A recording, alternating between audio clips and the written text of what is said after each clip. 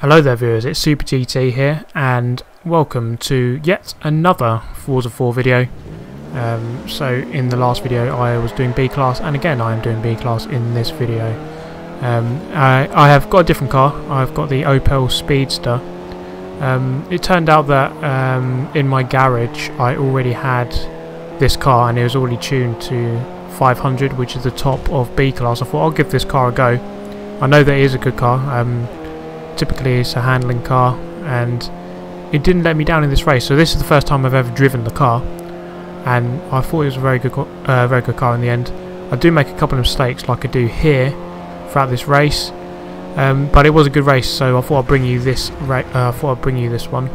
This will be the last video I make before I move out, which happens on Wednesday, because I have to pack all my stuff away. So I'm going to make this video, then I'm going to start packing all my stuff away, and on Wednesday I'll be moving in, and then I have to sort out my internet connection and my setup. I have to set that up again, which is going to take a bit of a while.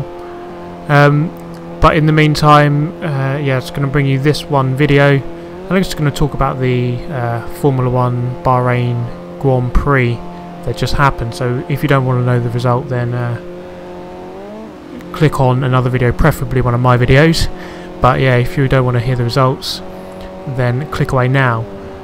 So okay, so it was a slightly convincing win for Lewis Hamilton in the end. I think he had it covered for the majority of the race. It was disappointing to see Vettel losing out. I don't think he had a good day really. I think he was on the back foot for most of the race. He didn't look quite comfortable. He locked up a couple of times.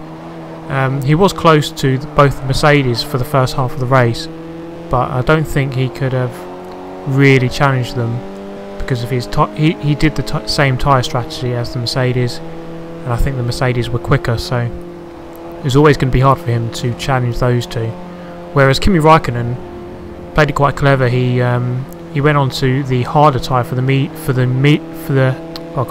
middle stint, and then went on to the softer tyre at the end, which meant he could catch up, and it turned out to be perfect because literally I think it was second to last lap he caught up with Rosberg. Rosberg had a brake-by-wire, well, both the Mercedes had a brake-by-wire issue with their cars at the very end of the race, and Rosberg went wide going into turn 1 and Raikkonen got past going into turn 2, which was a very good move.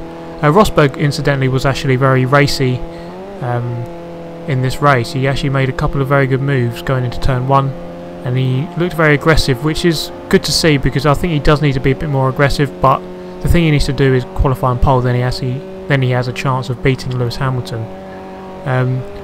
Other than that, I don't think he can beat him on track in a straight fight. He'll have to get ahead of him. I really do think that's the only way he can beat him. But Lewis Hamilton extends his lead over Rosberg to 27 points, which is looking quite big now, so Rosberg really has to act quite soon. It's 3 weeks until the Spanish Grand Prix, so he has a bit of time to think, rethink his strategies on how he's going to get himself back into the championship fight. So further back down the grid, Massa had a bit of a problem. He had a bad race really. He stalled on the formation lap, so he had to start at the back. He didn't really... I would have thought he'd come through further than what he did, but he only managed to get to 10th, I think it was. It was... who else? It was Bottas who actually managed to finish ahead of Vettel. He did well to do that. Vettel had a front wing change because he went wide defending from Rosberg, and he got a bit of damage. So Bottas did very well to stay ahead of Vettel. Ricardo showed that Red Bull were perhaps getting a little bit better. He finished 6th, quite a lonely 6th. Grosjean in 7th, that was a lonely 7th. So all in all, quite a good race at the front. Hopefully Spain will be quite a good race. Normally it's not, because it's like the test track. It normally doesn't bring up the greatest of races, but let's hope it does. Hopefully Ferrari can be 100% evenly matched with Mercedes, which would be really good. So this is going to be... I'm just going to come around the end of this lap here. I couldn't quite win this race. I did make 2 mistakes coming down the hill, so unfortunately I gifted him the win. Now I was going to show you quickly my setup that I was using for today. Well, this is my setup that I have, but I'll show you a picture of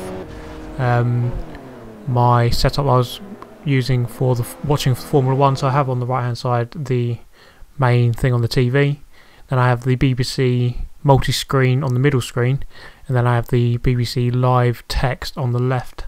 So I've got a 3-screen setup for watching F1, which is pretty cool. And obviously when I move in to my new place, I'll have to set that up all again, but it shouldn't take too long. Hopefully the internet is good as well. So I hope you've enjoyed the video, guys.